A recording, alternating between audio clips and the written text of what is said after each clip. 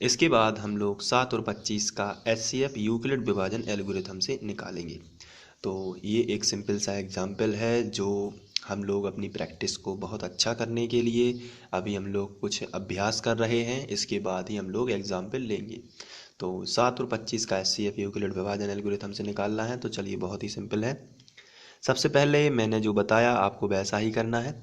7 और 25 में आपको ये बताना है कि कौन सी संख्या बड़ी है, तो आंसर है 25 बड़ी है। तो आप यहाँ पे लिखोगे 25 और जिस तरफ मुँह खोलना है, जिस तरफ बड़ी संख्या है, और साथ में लिख देना है 7। तो ये हो गया आपका 7 और 25 में से कौन बड़ी है, 25 बड़ी है। अब आपको रफ उठाना है और भाग क्रिया रफ में करनी है, जबकि एल्गोरिथम को आपको साइड में लिखना है, फेयर में। तो मैं ये रफ पेपर लिया हूँ यहाँ पे। अब 25 और 7 में बड़ी संख्या भाग के चिन्ह के बीच में लिखना है, मैंने बताया था आपको। तो बड़ी संख्या को आपको भाग के चिन्ह के बीच में लिख देना है और छोटी संख्या को साइड से लिख देना है। अब यहाँ पे आपको इसका भाग देना है, तो 7 की दुनिया ऐसी पढ़नी है कि इस 25 से ज़्यादा ना हो पाए। तो 7 दूनी 14, 7 तिया 21, 7 चौके 28, 28 ज़्यादा होती है तो 7 तिया 21। 25 में से 21 जाएंगे तो फिर कितना बचेगा, तो आंसर है 4 बचेगा। तो ये इतने पे हम लोग प्रमेय का लगा देंगे। पहला शेषफल आ चुका है, तो जब भी शेषफल आ जाए तो आपको फिर एल्गोरिथम के लिए शुरू कर देनी है प्रोसेस। पहला स्टेप हमारा बना, बीच की संख्या कितनी थी 25, बराबर लगा के इसका गुणा इसमें कर देना है, शुरू वाली संख्या को गुणा लास्ट वाली संख्या में।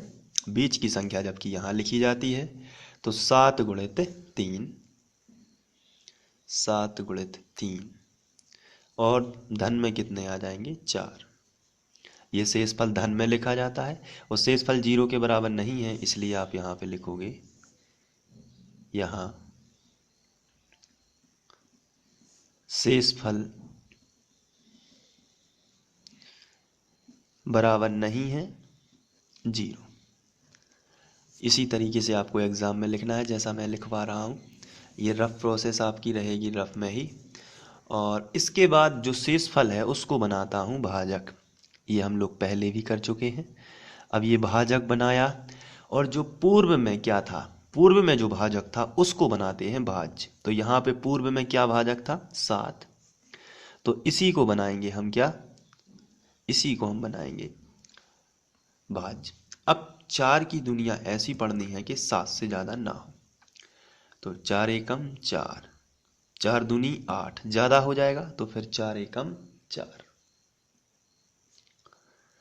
तो यहाँ पे 7 में से 4 जाएंगे तो कितने आएंगे 3।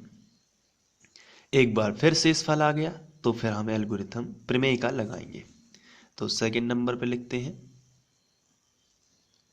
सेकंड नंबर पे जो 7 है बीच वाली संख्या को इधर लिखते हैं, 7 बराबर यहाँ पे लिखेंगे 4 गुणित 1 प्लस 3।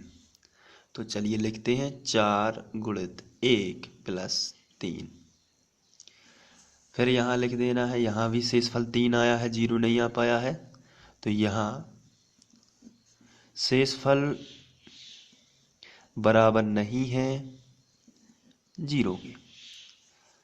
इसके बाद जो शेषफल आया है उसी को हम लोग भाजक बना के पूर्व का जो भाजक था उसको बनाते हैं भाज्य। ये प्रोसेस चलती ही जाएगी जब तक 0 ना आएगा। तो इसको बना देते हैं, तो ये हो जाएगा 4। अब 4 जो है यहाँ से हम फिर भाग देंगे, 3 एकम 3। तो जब हम 3 एकम 3 करेंगे तो यहाँ पे जो बचेगा 4 में से 3 गया तो बचेगा 1। फिर से एक बार शेषफल आ गया, तो इतने में हम फिर से लगाएंगे वही प्रमेय का यूक्लिड की। तो थर्ड जो चरण बनेगा हमारा वो बनेगा 4 बराबर, बीच की संख्या इधर लिखते हैं और पहली और आखिरी संख्या का गुणा कर देते हैं, तो 3 गुणित 1 और प्लस में शेषफल लिखेंगे प्लस 1। अभी भी शेषफल 0 नहीं हुआ है, इसलिए यहाँ लिखना पड़ेगा, यहाँ शेषफल जो है वो बराबर नहीं है 0 के। इसके बाद फोर्थ नंबर पे आएंगे, क्योंकि अभी शेषफल 0 नहीं आया है। जो शेषफल बचा उसी को हम फिर भाजक बना देंगे और पूर्व जो भाजक था उसको भाज्य बनाएंगे। यहाँ से चलते हैं, 1 तिया 3। अब देखिए 3 में से 3 गया, कितना आ गया, 0। जब 3 में से 3 आ गया तो 0 आ गया, तो फिर यहाँ पे शेषफल 0 आया। तो एक बार फिर से एल्गोरिथम लिखेंगे, 3 बराबर बीच वाली संख्या बराबर पहली संख्या और आखिरी संख्या, यानी 3 गुणित 1 गुणित 3, 1 गुणित 3 प्लस 0। अब आप यहाँ देख सकते हैं कि यहाँ जो है शेषफल वो क्या है, 0 के बराबर है। तो आप लिखेंगे बराबर है 0 के। जब शेषफल 0 आ जाए तो ऐसी स्थिति में जो आखिरी भाजक था हमारा वही क्या होगा, दोनों संख्याओं का HCF। तो क्या है HCF, 1। तो फिर आप लिखना पड़ेगा आपको, अतः 25 और 7 का HCF हाईएस्ट कॉमन फैक्टर 1 होगा, 1 होगा।